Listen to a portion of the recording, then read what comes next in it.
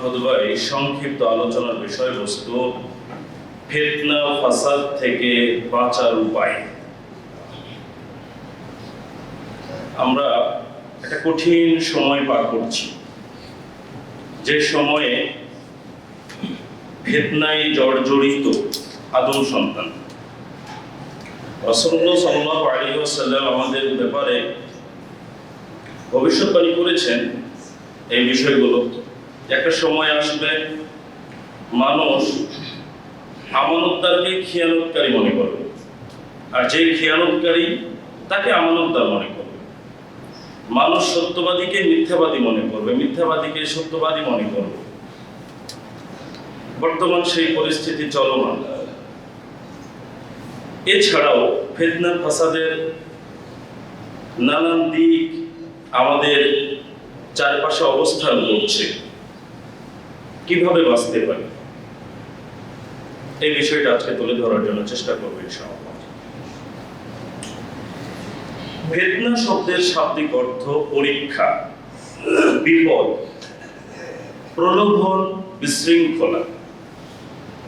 আর ফাসাদ শব্দের অর্থ হলো বিপর্যয়, নষ্ট হওয়া, অবক্ষয়, ধ্বংস। ফিতনা ফাসাদ বলতে কি বোঝায়? এমন সব কর্মকাণ্ড যা মানুষকে আল্লাহর ইবাদত থেকে দূরে সরিয়ে পাপ, সীমালঙ্ঘন, বিপর্যয়, ধ্বংস, অশান্তি, সংঘাত, হিংসা বিদ্বেষ, ঝগড়া বিবাদে লিপ্ত করে, এমন বিষয় হলো ফিতনা ফাসাদ।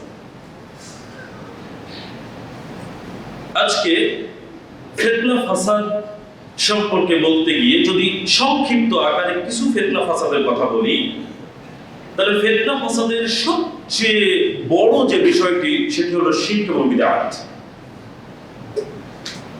শিরক হলো আল্লাহ সুবহানাহু ওয়া তাআলার সাথে সম্পৃক্ত সবচেয়ে বড় পাপ, আর বিদআত মুহাম্মদ সাল্লাল্লাহু আলাইহি সাল্লামের অনুকরণ না করে নিজের পদ্ধতিতে তৈরি করে যে আমলগুলো আমরা করি, যা আল্লাহর নিকটে গ্রহণযোগ্য হবে না, সেটা শিরকের সাথে আরেকটি বড় ফিতনা আমাদের জন্য।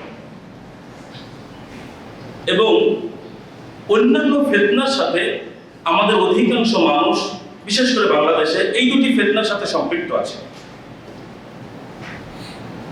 এছাড়া পাপের প্রতি একটা ঝোঁক। এখানে যদি জিজ্ঞেস করি যে আমরা দিন এবং রাত পৃথিবীতে অবস্থান করি, 24টি ঘন্টা যখন আমাদের কাছ থেকে বিদায় নেয়, আমরা যদি চোখ বন্ধ করে একটু হিসেব করি যে গত 24 ঘন্টায় আমি নেকির কাজ বেশি করেছি নাকি পাপের কাজ বেশি করেছি, কয়জন আছে এই কথা বলতে পারবো যে নেকির কাজ বেশি হয়েছে? মূলত আমরা নেকির কাজে সময়টা কম ব্যয় করি, পাপের কাজে আমাদের সময়টা বেশি যায়। কিন্তু আমি বুঝতে পারছি না যে পাপের কাজের দিকে আমার ঝুঁকিটা বেশি। এটাও একটা ফিতনা। বেহায়াপনা, অশ্লীলতা, জেনা, ব্যভিচার, ফিতনা। সুদ, ঘুষ, হারাম লেনদেন, আদান প্রদান, প্রতারণা, মিথ্যা, চগলখড়ি, গীবত, আত্মসাৎ, এগুলো ফিতনা। স্ত্রী, সন্তান, সম্পদ আমাদের জন্য ফিতনা। এমনকি আপনার সম্পদ অনেক বেশি আছে, এটা যেমন ফিতনা, আপনি দারিদ্র্যের মধ্যে পড়ে গেছেন, এটাও ফিতনা। তবে চতুর্দিক থেকে ফিতনাগুলো আমাদের সামনে এমন ভাবে এসেছে যে আমরা এখান থেকে বাঁচতে পারা তো দূরের কথা, বরং জড়িত হয়ে যাচ্ছি। আজকে পয়েন্ট আকারে কিছু উপায় তুলে ধরার চেষ্টা করব ইনশাআল্লাহ, যা মেনে চললে আমি এবং আপনারা ইনশাআল্লাহ আমাদের আশেপাশে যে ফিতনাগুলো চলমান আছে সেগুলো থেকে বাঁচতে পারব। ফিতনা থেকে বাঁচার উপায়: 1, ধৈর্য ধারণ করা। পৃথিবীর বর্তমান অবস্থায় ধৈর্য ছাড়া কোনো কিছু দিয়ে ফিতনা থেকে বাঁচবো, এটা আমাদের জন্য বড় কঠিন। আপনি বাইরে বের হচ্ছেন, ধৈর্য যদি না থাকে, যে কোনো মানুষের সামনে যে কোনো মানুষের সাথে আপনার হাতাহাতি হয়ে যেতে পারে। মানুষের মেজাজ এখন এতটাই হট হয়ে থাকে, ছোটখাটো বিষয় নিয়ে মানুষ মারামারি শুরু করে দিচ্ছে রাস্তায়, এবং এমন কিছু ঘটছে ধৈর্য ধারণ করাও তো কঠিন। কিছুদিন আগের কথা যদি বলি, তেলের সংকট এসেছিল। যাদের মোটরসাইকেল আছে অনেকেই 3 ঘন্টা ধরে লাইনে দাঁড়িয়ে আছে, সে তেল পাচ্ছে না। আরেকজন কি ক্ষমতা বলে একদিক দিয়ে ঘুরে এসেই হুট করে আপনার সামনে তেল নিয়ে চলে যাচ্ছে। আপনার রাগ কন্ট্রোল করা কি এত সোজা? ধৈর্য ধারণ করা কি এত সোজা? কিন্তু আপনি যদি ধৈর্য ধারণ করতে না পারেন, তাহলে ওই ব্যক্তির সাথে আপনি মারামারি লেগে যাবেন। আপনি টিকিট কাউন্টারে দাঁড়িয়ে আছেন, ট্রেনের টিকিট কাউন্টারে দাঁড়িয়ে আছেন, আপনিও যাবেন আমিও যাব, 20 জন লোক সিরিয়ালে দাঁড়িয়ে আছে এখানে টিকিটের জন্য, আরেকজন এসে সাইড থেকে হাত ঢুকিয়ে টাকা বাড়িয়ে দিচ্ছে। আপনার যদি ধৈর্য না থাকে, আপনি মারামারি শুরু করবেন। রাস্তাতে হেঁটে যাচ্ছে, একজন দোকানদার ঝাড়ু দিচ্ছে, আপনি যাচ্ছেন, লোকটা বুঝতে পারছে ঝাড়ু থামায়নি, ময়লাটা এমন ভাবে ঝাড়ু দিল আপনার পায়ে এসে লেগে গেছে। যদি ধৈর্য ধরতে না পারেন, লোকটাকে বোকা দিয়ে আপনি ঝগড়া লেগে যাবেন।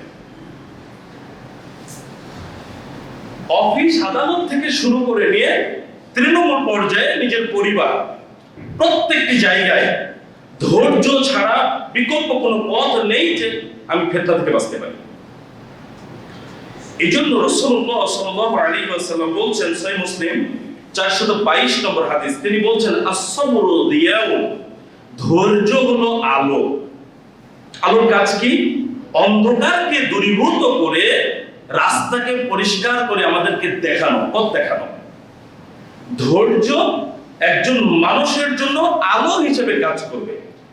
যেখানে সে ধৈর্য ধরবে, সেখানে সে একটা সঠিক সিদ্ধান্ত নিতে পারবে, একটা সঠিক সমাধানে আসতে পারবে।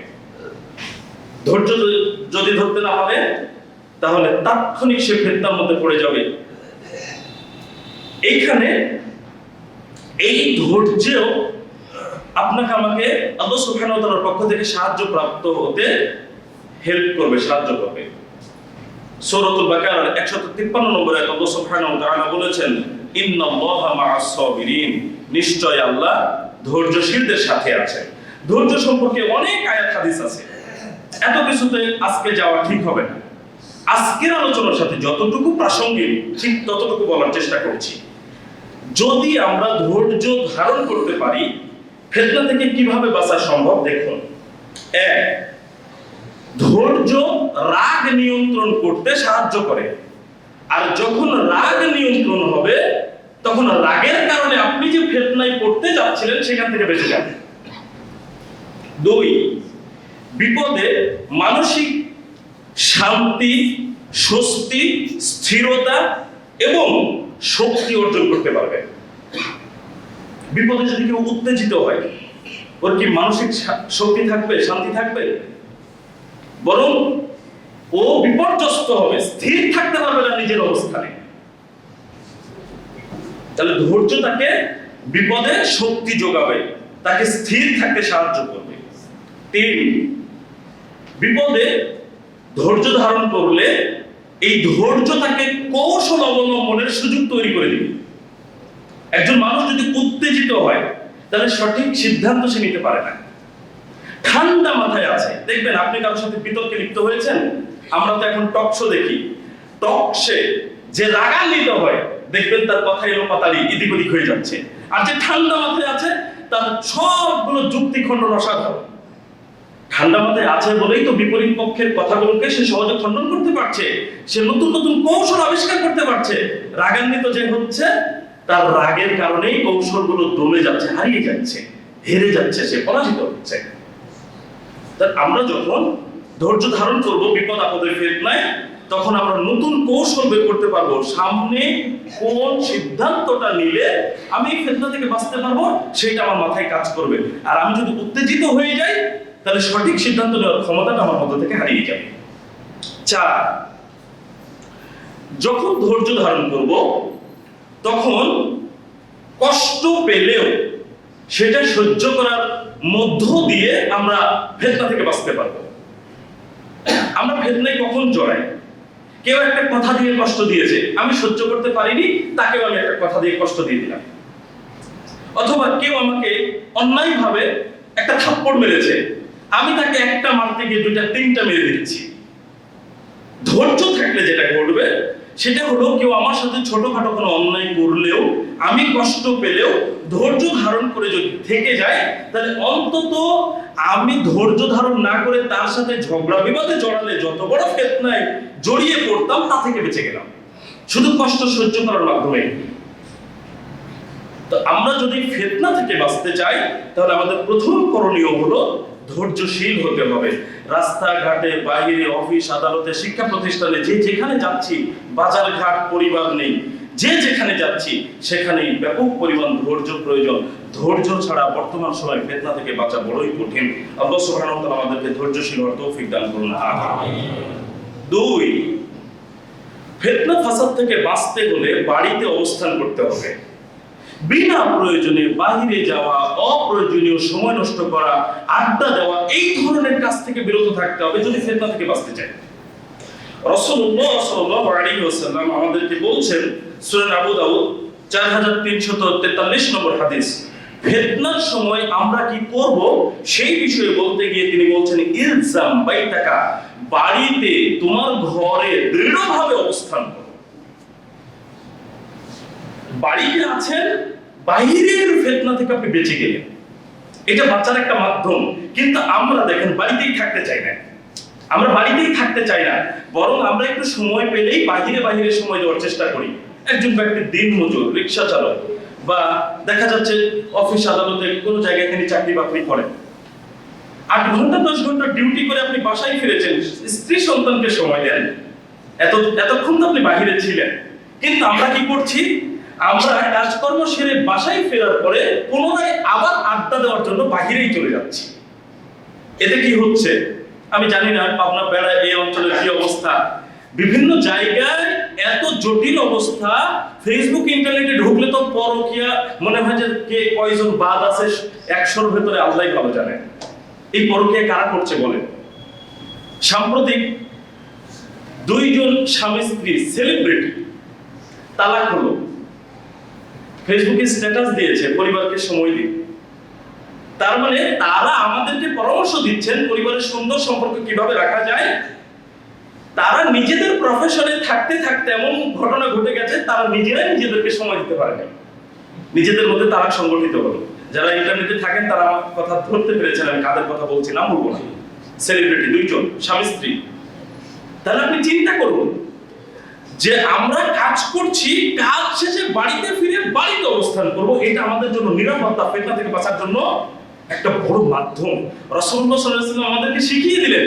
কিন্তু আমরা যেন বাড়িতে থাকতে চাই না, বাহিরটাই যেন আমাদের বেশি পছন্দ।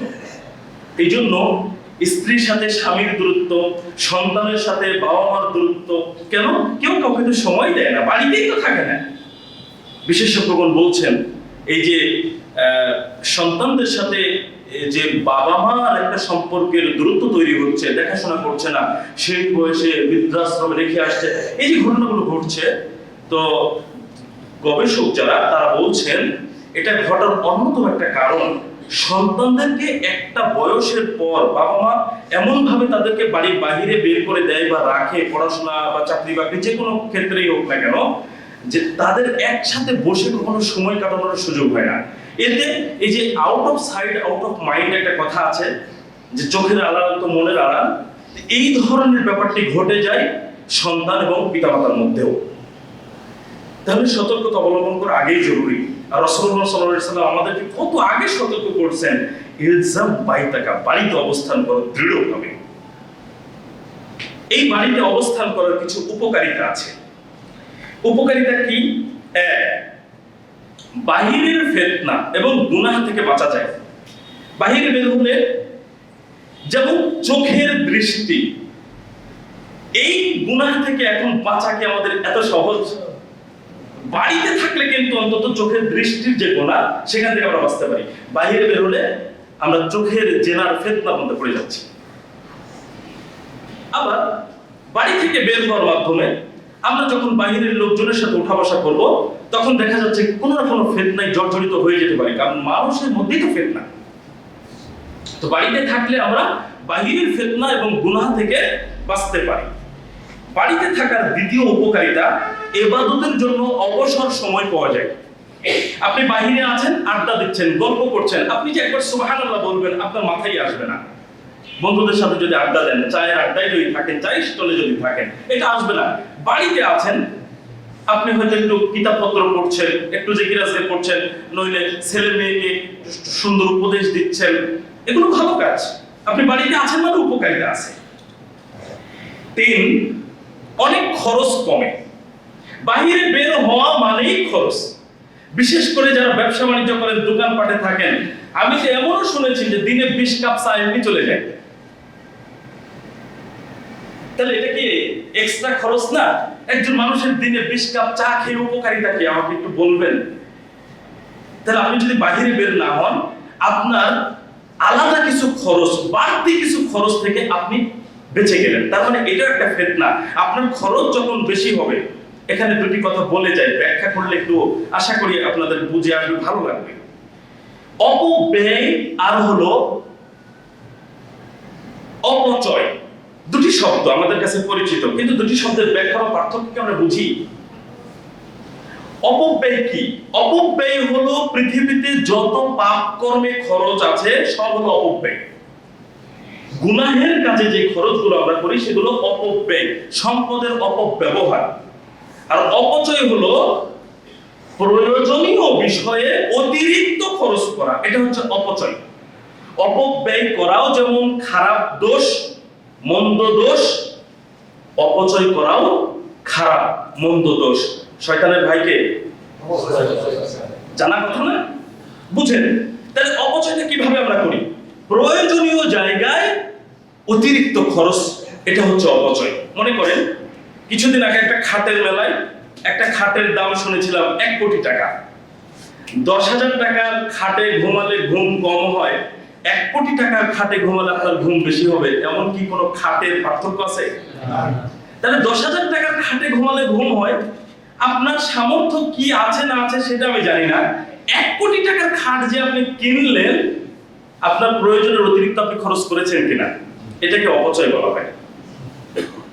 একটা পোশাক যার দাম মনে করেন 2,000 টাকা, আপনি কিনলে স্বাচ্ছন্দ্যে পড়তে পারছেন, সেই পোশাক 50,000 টাকা দিয়ে কেনার কোনো প্রয়োজন আছে? আপনি যদি ওই পোশাকটা এত দাম দিয়ে কিনেন, ওইটা কিন্তু অন্য প্রয়োজনে ভালো কাজে লাগাতে পারতেন। এই যে প্রয়োজনের জায়গায় অতিরিক্ত খরচ করলেন, এটা হলো অপচয়।